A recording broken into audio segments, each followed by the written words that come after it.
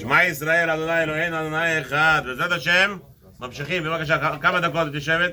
We're continuing in the fourth aliyah of the Parshat Vayigash, כדרכנו בקודש. So Yosef told Paro that the brothers came, they were very happy. And Paro was no small person. He went out large. He gave him everything they need to come back from Eretz Canaan to Egypt hastily. Send with him carriages and send him all the things that they need for travel. And then they said, no. They said to Yaakov, don't be worried about small things. You have all the good thing in front of you. The whole Egypt is before you. And then Yosef sent with them all the things that were commanded, with all the carriages and everything that it needs to be in order to bring Yaakov Avinu out of Eretz Canaan into Eretz Mitzrayim. Now, Yosef, it says over here in the Aliyah, he gives them clothing, gives them tzedala derech, gives food for the father, sends him certain amount of animals. Here, ulaviv shalach kezot asara chamorim nosim mituv Mitzrayim ve'eser atonot.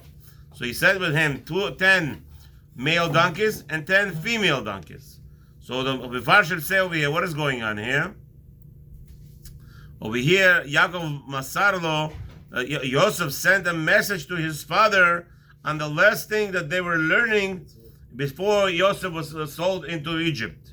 It was discussing in this elements of the sugya.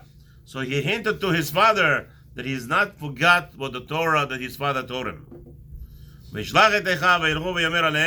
Now Yosef tells them another problem. He says there's a problem with the Jews. You know where the Jews are. When there's two Jews, there's always three opinions. Remember that. So Yaakov Avinu, Yosef HaTzadik is very worried.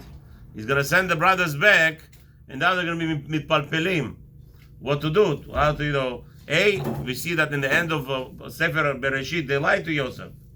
What did they lie to Yosef? They said to Yosef, Yaakov Avinu commanded to tell you to love us, not to harm us. It never happened. Yaakov Avinu was not suspecting that Yosef was going to harm his brothers. So why they lied to him? For their safety. So to here, Yosef HaTzadik is telling the brothers, don't make cheshbonot. I told you already, this is the rules. And Yosef HaTzadik is talking, you don't play games. As we know, that with the Egyptians, how they all stored, everybody was storing the food, but it says, Al Pi Yosef, by his words, all the food rotten in Egypt. Okay? So to here, Yosef is telling them, this is all from Hashem. Don't stop and make any pirpulim. Don't try to figure out a way out of this. You do what I tell you. Now, here's a task. The brothers came to Canaan, and they're telling him that Yosef is alive. What did happen? The Pasuk tells us, "V'yafog libo ki lo ha'emin lahem."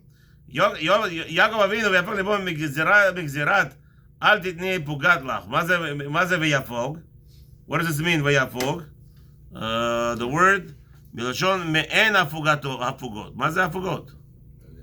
Maze mila hafugot? No. No. Sofer says nitalef v'chasra k'tzat dvikat libo. Italef, he fainted. Yaakov Avinu fainted when he heard it. That he was overwhelmed with the news. Okay? And that's what it says. And then he didn't believe them. And they spoke with him, and you know the famous Serach ben Ashbat Asher, she went and she sang a song, and Yaakov Avinu heard through the window, the Midrash says, he sang. Now, the question is, why didn't he believe his sons? So the Chamim tell us, when you lie to somebody once with something in reference to something, you will never be believed in reference to that again. Even if the person who you told the lie didn't know you were lying. You didn't know that children were lying to him, that Yosef is dead. So since they told him Yosef is dead, in reality, that it was not true. So now they're telling him the facts. Yosef is the Moshe b'Mitzrayim. He is the king. He is in charge. Come to him. Yaakov is saying, I don't believe you. Why? Because that's the rules. When you lie to somebody and they believe you lie, you have to know when you're going to be saying the truth, they will never believe you. So that's the price we pay when we lie. unfortunately. Okay? Hagalot asher shalach, and only after Yaakov Avinu, he saw the Yosef's message that Yosef sent him, that this was exactly the departing limud, the learning Torah. People don't understand. It says, Knei lecha chaver in the Mishnah. How do you be koneh chaver? There's only one way to acquire a friend. It's not spending money on him, driving him in the beautiful cars. It's not going to shooting cage, and it's not going to betting cage, and it's not going to movies, and it's not going to any attractions, spending money, thinking you're going to make friends. That's not the way to make friends. There's only one way to acquire a friend, and that is what? Learning Torah, toiling over an issue, toiling over a sugya. And Yaakov Avinu, 22 years later, Yosef HaTzadik still remembers what he learned with me when he left my house at 17 years old. He's a kosher man. He's a straight person. For him is befitting for me to be rejoicing. And then the pasuk ends. How does it says? And Laset Oto, V'techi ruach Yaakov. V'techi ruach Yaakov. Now Yaakov revived. Now, because now we remember that my son is 22 years later in Egypt himself, still keeping the sugya, remembering when we learned and didn't forget. That's how you make friendship forever.